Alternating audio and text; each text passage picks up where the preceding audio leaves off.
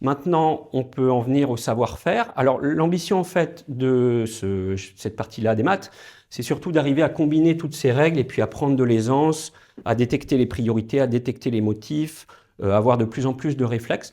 Je vais vous proposer qu'on le fasse pas à pas. Un premier savoir-faire, par exemple, ça peut être de commencer à mélanger des exponentielles et des puissances. Comme les exponentielles sont des cas particuliers de puissance, et que les puissances, on l'avait vu l'autre fois, c'est un peu comme de la pâte à modeler, c'est très modelable, ben les exponentielles, c'est aussi une sorte de pâte à modeler, et si on la met avec la pâte à modeler que sont déjà les puissances, on a des calculs qui en général donnent beaucoup de ressources. On peut commencer par ça.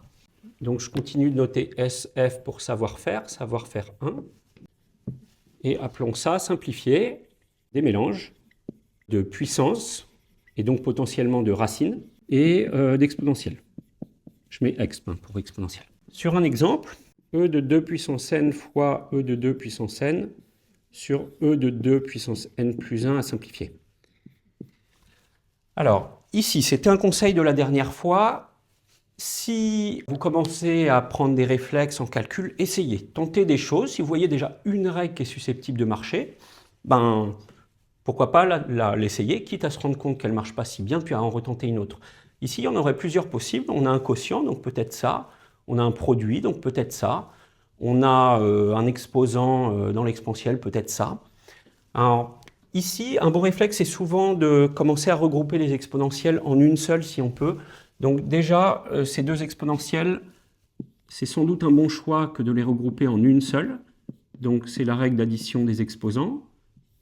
Hop, on obtient e de 2n plus 2n sur e de 2 puissance n plus 1. 2 puissance n plus 2 puissance n, en fait, c'est 2 fois 2 puissance n. Donc on a e de 2 fois 2 puissance n sur e de 2 puissance n plus 1. Et il se trouve que 2 fois 2 puissance n, 2 c'est comme 2 puissance 1, dans la marge.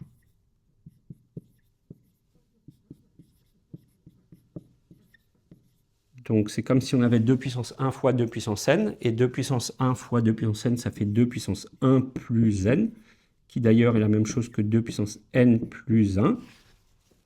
Et ça signifie qu'à la ligne d'après, on peut indiquer e de 2 puissance n plus 1 divisé par lui-même. Et surprise, en fait, l'expression s'est vraiment bien simplifiée puisqu'il reste 1. D'ailleurs, une remarque, les étudiants arrivent parfois à simplifier des calculs, à trouver 1 ou 0, par exemple, à la fin. Et certains me disent parfois, c'est bizarre, je suis parti d'une quantité vraiment compliquée, puis j'ai trouvé un résultat vraiment tout simple à la fin. Est-ce que je ne me suis pas trompé? Non, il y a des lignes de calcul volumineuses comme ça qui parfois, après 12 étapes, se simplifient pour donner 1 ou 0, donc aucun problème. Ça arrive même plus fréquemment qu'on ne le pense. Très bien. Donc ici, je n'ai pas de meilleur conseil que de garder le cours sous les yeux, tenter des choses, essayer, réessayer, jusqu'à ce que vous preniez confiance. Alors, une fois mélangé les exponentielles et les puissances, on peut par exemple mélanger les puissances racines et les logarithmes. Puisque les logarithmes ont des affinités avec les puissances, c'est bon de voir ce que ça donne si on les mélange. Je vais vous proposer cet exemple-là. On va prendre celui-là. Racine de 4 ln de a puissance 4 fois ln de racine de a, le tout puissance 4. Alors, il y a un paquet de choses là-dedans. Il y a des racines et il y a des 4 partout. Comment on simplifie ça? C'est affaire de trouver des priorités. Une possibilité, par exemple, c'est ici, ce racine, on en avait parlé l'autre fois, une racine, c'est aussi une puissance 1,5. Donc, on peut par exemple commencer comme ça. Alors, il y aurait d'autres moyens de commencer. Si vous l'avez résolu et que vous avez fait autrement, il se peut que ce soit tout à fait bon aussi. Je vais vous proposer de commencer par cette remarque-là. Est-ce qu'on y gagne à changer racine de a en a puissance 1,5? Oui, parce que maintenant qu'on a une puissance, elle peut tomber devant le logarithme. Et là, on voit encore que l'ambivalence puissance 1,5 racine est fructueuse dans les calculs de prépa et dans les calculs de maths en général. Donc, faisons tomber ce 1,5. Alors, tout ça a lieu sous cet exposant 4. C'est pour ça qu'on va mettre des grandes parenthèses pour entourer le tout. Ok, on y a déjà un peu gagné de ce côté-là. De ce côté-là, qu'est-ce qu'on peut faire? Là aussi, on a une puissance qui peut tomber. On va la faire tomber. Je détaille tout. Le ln de a puissance 4, changeons-le en 4 ln de a. Alors tout ça se passe sous la racine. OK.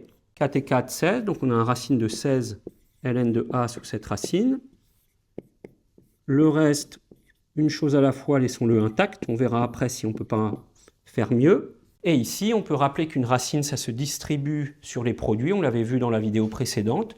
Donc on a racine de 16, racine de ln de a. Et ça, qui est pour l'instant spectateur de la ligne de calcul jusqu'à nouvel ordre. Le racine de 16, je mets 4. 4 racine de ln de a fois 1 demi ln de a puissance 4. OK. Est-ce qu'on peut faire mieux que ça? Oui, on peut encore espérer simplifier. En particulier, cette puissance 4, elle peut se distribuer sur le produit. Cette fois-ci, c'est le 4 racine de ln de a qui va rester intact. Et là, on peut distribuer. Je vais tout de suite simplifier 1 demi puissance 4. Si on imagine multiplier 1 demi par lui-même 4 fois, hop, on va avoir 1 16e. Là, on va avoir ln de a puissance 4. Ce 4 et ce 1 16e, conseil de l'autre fois, les valeurs numériques, elles gagnent à être mises en exergue de la ligne de calcul. Donc, mettons-les ensemble. Ramassons derrière, en fait, les deux logarithmes qu'on a récupérés. 4 16e, on va mettre 1 quart. Et que c'est un peu comme en cuisine, hein, c'est par étapes. Hop. Voilà, déjà, les choses se sont pas mal simplifiées. Est-ce qu'on peut faire mieux? On peut faire encore un tout petit peu mieux en jouant encore sur le fait qu'une racine, c'est une puissance. Puisque cette quantité est une puissance et que cette quantité est une racine, si on change cette racine en une puissance, et ben du coup, on va avoir une puissance à côté d'une autre. Donc, ln de a puissance 1,5 fois ln de a puissance 4. Et ces deux puissances peuvent se simplifier en une seule. On a ln de a puissance 1,5 plus 4. Et ça nous fait ln de a puissance 9,5. Et avec ça, on est pas mal. Une remarque, attention, parce que ceux qui prennent goût à cette formule-là, après, aiment bien la voir un peu partout, moi le premier. Mais là, le 4 n'est pas, le 9,5 pardon, qui est là, n'est pas dans le logarithme. Il est au-dessus du logarithme. Donc, quand la puissance est dans le logarithme, la règle du cocotier s'applique, le b peut rouler jusqu'en bas du logarithme. Par contre, si on a ln de a, le tout puissance b avec le b qui porte sur tout le logarithme, là, il n'y a a priori pas de règles qui permettent de simplifier, sauf cas particulier. Donc, on va garder ça et notre calcul est simplifié. On a 4 savoir-faire à décliner dans l'ordre graduel dans lequel on le fait. Ça, c'était pour le deuxième. Hop. Le troisième, on peut maintenant faire des mélanges de puissance racine, de logarithme et d'exponentielle, c'est-à-dire tout à la fois. Alors, SF3. Très bien. Donc celui-là, pareil, il n'y a rien de mieux qu'un exemple pour le traiter. Je vais vous proposer celui-ci. J'ai choisi cet exemple-là. Alors, une première idée, quand on a des logarithmes comme ça alignés sur une ligne, c'est de les regrouper tous en un seul, en espérant qu'il y ait des simplifications dans l'unique logarithme qu'on va obtenir dans la ligne de calcul. On peut le faire en deux temps. Par exemple, on a une addition entre ces deux logarithmes qui permet de les regrouper sous cette forme-là. Lui, il est toujours en soustraction. Mais justement, maintenant qu'on a logarithme numéro 1 moins logarithme numéro 2, par soustraction de logarithme, on peut former un seul logarithme qui du coup va contenir ça divisé par ça. Je le fais. E de alpha moins 1 facteur de E de moins alpha plus 1 sur E de alpha moins E de moins alpha. OK. Et alors, est-ce qu'on a vraiment gagné à faire ça? Quand on fait ça, quand on met tout dans un seul logarithme, en général, on a une grosse expression possiblement dedans. Et qu'est-ce qu'on peut espérer faire? On peut espérer simplifier en développant tout et en croisant les doigts pour que les choses se simplifient d'elles-mêmes. C'est toujours un peu un risque parce que développer, on n'a pas encore beaucoup parlé ensemble de développement et de factorisation, mais quand on développe une quantité, on prend toujours le risque d'obtenir une ligne de calcul volumineuse et puis de s'apercevoir que rien ne se simplifie vraiment et de se dire que ça ne valait pas le coup. mais d'une part, il faut bien tenter pour avoir quelque chose, et d'autre part, l'expression qui est là est de taille raisonnable, donc si on s'aperçoit qu'on a développé et qu'en fait ça ne valait pas le coup, on retentera autre chose. Donc développons, on va bien voir.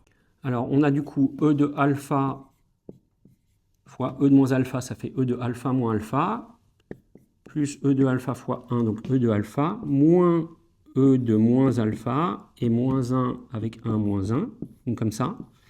Et on a toujours notre dénominateur qui vaut E de alpha moins E de moins alpha. Je vais reprendre ici. Alors E de alpha moins alpha, ça fait E de 0. E de 0, ça fait 1. Donc en fait, on a, si on détaille tout, 1 plus E de alpha moins E de moins alpha moins 1 sur E de alpha moins E de moins alpha. Le 1 et le moins 1, ils se simplifient. Il reste en fait ln de E de alpha moins E de moins alpha divisé par lui-même. Ok, de sorte qu'on obtient en fait ln de 1. Et donc 0. Et on retrouve une remarque de tout à l'heure. C'est pas si surprenant que ça. Ça arrive hein, que les expressions se simplifient massivement et donnent 0 comme ici. On s'était fait la remarque. Très bien. Alors, il reste un dernier savoir-faire, le fait que dans les calculs d'exponentielle et de logarithme, il est courant qu'on ait en fait des identités remarquables cachées dans la ligne de calcul. Et ça, c'est une chose que vous pouvez apprendre à faire. C'est à détecter, avec de l'intuition et avec quelques réflexes qu'on va voir, la présence d'une identité remarquable dans une ligne de calcul où au départ, on ne la verrait pas. Donc, ça va être notre savoir-faire numéro 4 et notre dernier pour aujourd'hui. C'est donc détecter une identité remarquable cachée. Alors j'entends caché dans un calcul d'exponentielle ou de logarithme. Alors l'exemple vraiment typique, il est possible que vous l'ayez en colle par exemple, c'est celui-là. E de 2x plus 2e de x plus y plus e de 2y. Alors effectivement, la ligne a un peu déjà une structure d'identité remarquable. On peut peut-être imaginer un a carré plus 2ab plus b carré. Comment l'imaginer? On s'était fait la remarque tout à l'heure que e de 2x c'est e de x le tout au carré. Donc ce e de 2x, changeons-le en e de x le tout au carré. Celui du milieu, attendons de le voir. Et celui de droite, le e de 2y, il gagne à être mis lui aussi en e de y, dans ce cas-là, au carré aussi. Et là, on a déjà notre a carré, notre b carré. Il ne reste plus qu'à trouver un a fois b. Et le a fois b, on l'obtient au milieu en dissociant e de x plus y en e de x fois e de y. Et donc, on récupère ça. Et là, c'est joli. On a effectivement une identité remarquable.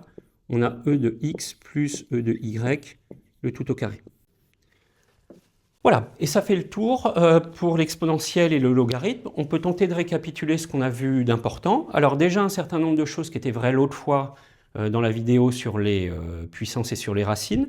Le fait de donner des noms aux formules, le fait de lire les formules dans les deux sens, le fait de ne pas hésiter à jouer avec autant que possible, et c'est comme ça qu'on acquiert les meilleurs réflexes. Quoi d'autre? Le fait que les exponentielles sont des cas particuliers de puissance, donc c'est un très bon prétexte exponentiel pour retravailler les puissances et les racines. Les logarithmes ont leur propre esprit, mais vont de pair avec les exponentielles, donc c'est un outil qui se travaille aussi avec. Un certain nombre de petits cas classiques, et puis le fait que dans les calculs d'exponentielle et de logarithme, il n'est pas rare que caché comme une ombre dans un tableau, on ait une identité remarquable quelque part, et ça, vous pouvez apprendre à les détecter avec du travail. Et c'est joli d'ailleurs, quand on voit une ligne de calcul et qu'on se dit, tiens, en fait, il y a une belle identité remarquable cachée dedans. Voilà, ça fait le tour. Comme la dernière fois, pour les carrés, j'ai pensé à vous, j'ai mis sous la vidéo un certain nombre de sujets de concours en appli et en appro avec des références, de jolis calculs d'exponentielle et de logarithme. Libre à vous d'aller voir. Et donc, on a avancé d'une marche sur l'escalier. Il faudra attendre la semaine prochaine pour savoir la prochaine marche. Et je vous dis à la prochaine fois pour le prochain thème. Merci.